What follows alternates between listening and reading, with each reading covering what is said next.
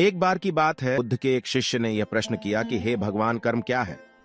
महात्मा गौतम बुद्ध जी मुस्कुराए और उन्होंने जवाब दिया, वत्स, मैं तुमको एक कहानी सुनाता हूं। इस कहानी के माध्यम से तुम सभी शिष्य यह समझ जाओगे कि कर्म क्या है। गौतम बुद्ध ने कहा, एक राजा था। वह अपने मंत्री के साथ देश का भ्रमण करने निकला।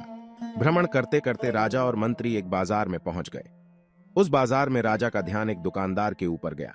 उस दुकानदार को देखते ही राजा के मन में न जाने क्यों यह विचार आया कि मैं इस दुकानदार को कल फांसी की सजा दे दूं। यह बात राजा ने अपने मंत्री को बताई। मंत्री कुछ बोले उससे पहले राजा उस दुकानदार की दुकान के सामने से आगे निकल चुके थे और दूसरी बातें करने लगे। मंत्री बहुत ही चिंतित हो गया। वो ये बात समझ नहीं पा रहा था कि दुकानदार की गलती क्या है। दुकानदार से बिना कुछ बात किए, बिना कुछ सोचे समझे महाराज ऐसा फैसला लेने के बारे में क्यों सोच रहे हैं? राजा और मंत्री भ्रमण करने के बाद राज दरबार वापस चले गए। मंत्री को रात भर नींद नहीं आई। सुबह जगने के बाद मंत्री एक साधारण प्रजा का रूप बनाकर उस दुकानदार के पास गया और उस दुकानदार से पूछा, तुम क्या बेचते हो? दुकानदार ने जवाब दिया, मैं चंदन की लकड़ी बेचता हूं। फिर मंत्री ने आसपास के लोगों से दुकानदार के बारे में पूछना शुरू किया। सबने जवाब दिया कि दुकानदार किसी से बोलता नहीं है, हमेशा दुखी रहता है। मंत्री को बात समझ में आ गई। मंत्री फिर वापस दुकानदार के पास गया और उस दुकानदार से पूछा, तुम दुखी क्यों रहते हो? दुकानदार ने बताया, मैं दुखी इसलिए रहता हूं क्योंकि मेरे दुकान पर लोग आते हैं, चंदन की लकड़ियां सूंघते हैं और बोलते हैं बहुत ही सुंदर है, बहुत ही अच्छी महक है, लेकिन कोई खरीदता नहीं है, इसीलिए मैं बहुत दुखी रहता हूं। मंत्री दुकानदार की बात सुनकर खुद भी भाव विभोर हो गया। कोई भी दुकानदार दुखी होगा ही अगर उसके दुकान का कोई भी सामान खरीदा ना जाए, जबकि सामान में कोई कमी ना हो। मंत्री सोचने लगा कि यह दुकानदार अपने दुखों के वजह से इतना दुखी रहता है, परंतु राजा इस दुकानदार को फांसी पर क्यों लटकाना चाहते हैं? अर्थात राजा के मन में आए हुए विचार का उत्तर अभी तक मंत्री को नहीं मिला था। मंत्री ने फिर दुकानदार से पूछा, भाई तब तुम क्या करोगे? अगर तुम्हारे दुकान की सारी चंदन की लकड़ियां ऐसे ही रखी की रखी रह जाएंगी तो? दुकानदार ने गुस्से भाव में बोला, हाँ मैं जानता हूं, मेरी चंदन की लकड़ियां ऐसे ही रखी रह जाएंगी, कोई नहीं खरीदेगा। इसीलिए मैं सोचता हूं कि हमारे देश का राजा जल्दी से मर जाए। अगर वह जल्दी से मर जाता तो मैं उस राज दरबार में उस राजा के दाह संस्कार के लिए अपनी चंदन की लकड़ी देता, जिससे मुझे कुछ पैसे मिल जाते और इस बाजार के अलावा बाकी के लोगों को भी मेरे चंदन की लकड़ी के बारे में पता चलता, तो फिर शायद कुछ न कुछ लोग मेरी दुकान से जरूर खरीदने आते। चंदन की लकड़ी। मंत्री दुकानदार की समझ गया और उसके मन में एक विचार आया। मंत्री ने दुकानदार से चंदन की कुछ लकड़ियां खरीदें। इस खरीदारी से दुकानदार को कुछ पैसे भी मिल गए और वह थोड़ा खुश भी हो गया। मंत्री चंदन की लकड़ियों को लेकर वापस राजदरबार चला आया। राजदरबार पहुंचकर मंत्री ने उन चंदन की लकड़ियों को राजा के समक्ष रख दिया और बोला कि हे राजन, ये चंदन की लकड़ियां उसी दुकानदार ने आपको भेंट किया है जिस दुकानदार को आप फांसी देने के लिए सोच रहे थे। राजा उन चंदन को सूंघे तथा सूंघने के बाद बड़े ही प्रसन्न हुए। उन्होंने कहा, यह चंदन की लकड़ियां बहुत ही ज्यादा खुशबूदार हैं। दुकानदार के इस अनोखे भेंट से राजा बहुत खुश हुए और मंत्री को कुछ स्वर्ण मुद्राएं दिए तथा बोले, जाओ उस दुकानदार को ये स्वर्ण मुद्राएं इनाम में देना और बोलना कि आज के बाद महल में जब कभी भी चंदन की लकड़ी की जरूरत पड़ेगी तब तुम्हारे दुकान से ही चंदन की लकड़ी ली जाएगी। मंत्री जी मुस्कुराने लगे तथा यह सोचने लगे कि अब तो राजा के मन में उस दुकानदार को फांसी देने का विचार आ ही नहीं सकता, क्योंकि अब तो हमेशा राज दरबार के लिए चंदन की लकड़ियों का इंतजाम की जिम्मेदारी उस दुकानदार को जो मिल गई है।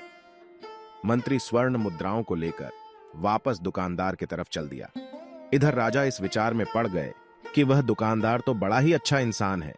जिस वक्त मैं उसके बारे में यह सोच रहा था कि मैं इसको कल फांसी दे दूंगा, तब शायद उसके मन में उस समय यह विचार चल रहा था कि राजन पहली बार मेरे दुकान के सामने आए हैं, क्यों ना मैं उनको अपनी सुंदर और खुशबूदार लकड़ियों को भेंट करूं।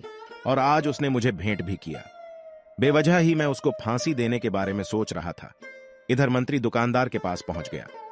मंत्री ने राजा के द्वारा दी गई स्वर्ण मुद्राओं को दुकानदार को देते हुए कहा कि जिन चंदन की लकड़ी को कल मैं खरीद कर लेकर गया था, उन चंदन की लकड़ियों को राजा ने बहुत पसंद किया और इनाम के तौर पर तुमको यह कुछ स्वर्ण मुद्राएं दिए हैं। दुकानदार बहुत ही खुश होने लगा साथ ही साथ मंत्री ने उस दुकानदार को यह भी बताया कि अब आज के बाद राज दरबार में जब कभी भी चंदन की लकड़ियों की जरूरत पड़ेगी तो सारी चंदन की लकड़ियां तुम्हारी दुकान से ली जाएगी। दुकानदार मंत्री की बात सुनकर बहुत ही खुश हो गया। मंत्री ने दुकानदार से पूछा, क्यों भाई, तुम तो राजा के बारे में इतना बुरा भला सोचते थे, लेकिन राजा देखो तुम्हारी कितना चिंता करते हैं। राजा कितने अच्छे हैं। राजा अपनी प्रजा के बारे में कभी भी गलत नहीं सोचते हैं। दुकानदार मंत्री की बात से सहमत हो गया और बहुत दुखी हुआ। दुकानदार मंत्री से बोला, मैं कितना गलत सोचता था राजा के बारे में। राजा तो बड़े ही अच्छे हैं, बड़े ही भले राजा हैं। भगवान करे कि राजा की बहुत ही लंबी आयु हो। यह बात सुनकर मंत्री भी बहुत खुश हुआ। फिर मंत्री वहां से वापस चला गया और यहीं पर महात्मा गौतम बुद्ध जी ने इस कहानी को समाप्त कर दिया। फिर अपने शिष्यों से उन्होंने पूछा कि अब बताओ कि कर्म क्या है। किसी शिष्य ने कहा कर्म बोले हुए शब्द हैं, किसी शिष्य ने कहा कर्म वाणी है, तो किसी ने कहा कर्म सोच है, तो किसी ने कहा कर्म भावना है, वगैरह वगैरह। अपने सारे शिष्यों का जवाब सुनने के बाद महात्मा गौतम बुद्ध जी ने बताया कि कर्म हर एक इंसान की खुद के विचार होते हैं। हमारे विचार जैसे रहेंगे हम वैसे ही कर्म करेंगे और उन्हीं विचारों के द्वारा की हुई कर्म हमारे सुख और दुख के लिए उत्तरदायी होंगे। अर्थात हमारे विचार अगर गलत है तो हमारे द्वारा किया हुआ कर्म भी गलत होगा तथा इसका परिणाम भी गलत निकलेगा। परिणाम स्वरूप हम दुखी रहेंगे। अगर हमारे विचार सही रहेंगे तो हम सही कर्म करेंगे, सही कर्म करेंगे तो फिर सही फल मिलेगा जिससे हम सुखी रहेंगे। यानी अगर हमारे विचार सही रहेंगे, निष्पाप रहेंगे तो उन्हीं निष्पाप और सही सोच की वजह से ली गई हर फैसला सही होगा।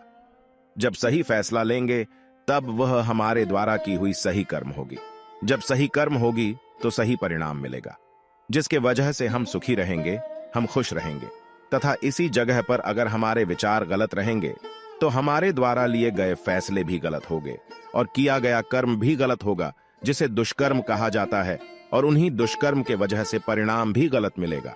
जब दुष्परिणाम मिलेगा तब हम दुखी रहेंगे, परेशान रहेंगे। दोस्तों, उम्मीद करता हूं इस वीडियो को देखने के बाद आपके विचार जरूर बदलेंगे। आप अपने विचार नीचे कमेंट बॉक्स में लिखकर व्यक्त कर सकते हैं। अगर वीडियो पसंद आई हो तो लाइक करें और जाने से पहले चैनल को सब्सक्राइब कर लें। चलिए फिर मिलेंगे ऐसी ही एक और वीडियो के साथ। तब तक खुश रहिए और दूसरों को भी खुश रखिए।